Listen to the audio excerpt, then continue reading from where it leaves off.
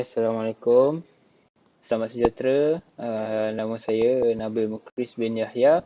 Nombor matrix 15 DEP30083-TELECOMMUNICATION. Grup member saya AMIRUL HAKIM bin Abu Bakar. Nombor matrix 15 DEP30083-2023. Hari ini saya dan AMIRUL akan membantangkan tentang topik 5, subtopik bagi topik 5 iaitu apply understanding of ubiquitous sensor network USN, and topik 5.5.1 USN applications. Untuk subjek DEP30083-Telecommunications Network.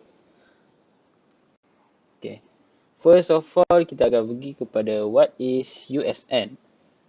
Nowadays, there are already many sensors and sensor network deployed for various purposes, such as RFIDs, home network sensor, public sensor networks, business sensor network, and vehicle sensor network. Zaman sekarang, kita ada banyak sensor yang wujud. Salah satunya daripada semua itu ialah RFID. RFID pada awal tahun ni kita melihat dah banyak orang guna dekat sistem pembayaran tol. Next kita akan pergi kepada one of the emerging USN is one of the emerging services in NGN environments, ubiquitous sensor network, USN services. Next, USN also defined as one that connects all possible sensors in a given network or environment. Next, kita akan pergi kepada USN diagram. Berikut adalah diagram bagi USN. Kita akan melihat ada USN networking, sensor networking, USN access network, NGN, USN middleware, USN application. Main component of the USN infrastructure is a physical sensor network, USN access network, NGN infrastructure, USN middleware, and USN application and services. Next, kita akan pergi ke slide untuk menerangkan lagi tentang diagram bagi USN ini. First, sensor network. Function of sensor network is comprising sensors linked through a wired or wireless connection and independent power source like battery or solar power.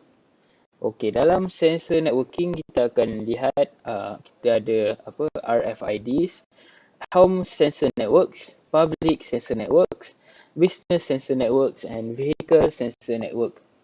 Next, kita akan pergi kepada access network.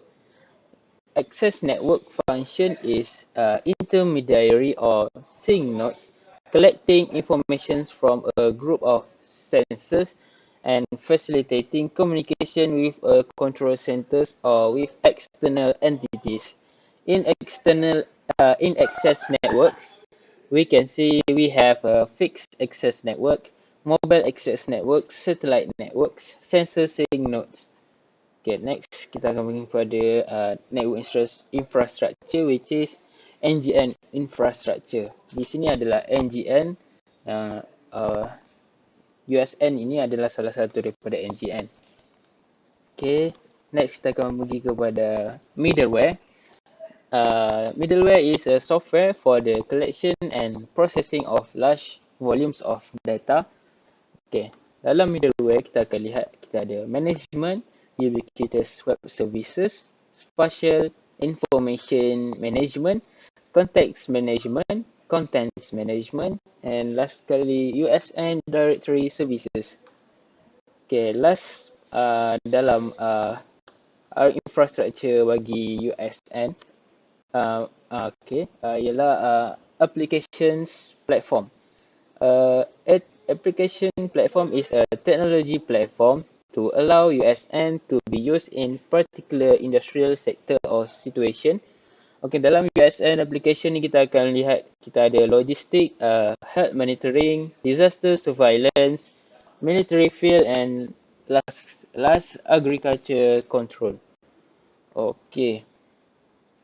Okay, slide yang seterusnya saya akan serahkan kepada group member saya, Amirul Hakim. Sekian, terima kasih. Next, we talk about sensor in USN. The USN in USN are smart sensor, which take input from the physical environment and use built-in compute resources to perform predefined function upon detection of specific input, and then process data before passing it on.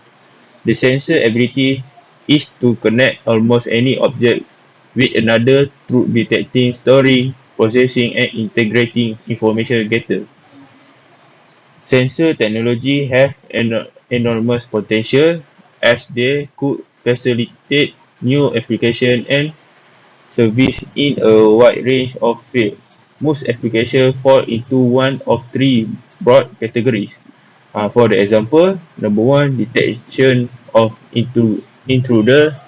Number two, tracking, and lastly, monitoring.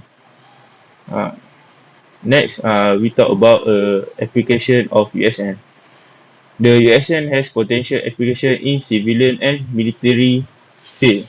For the example, some civilian USN applications are environment monitoring, healthcare, intelligent transport system, and intelligent home.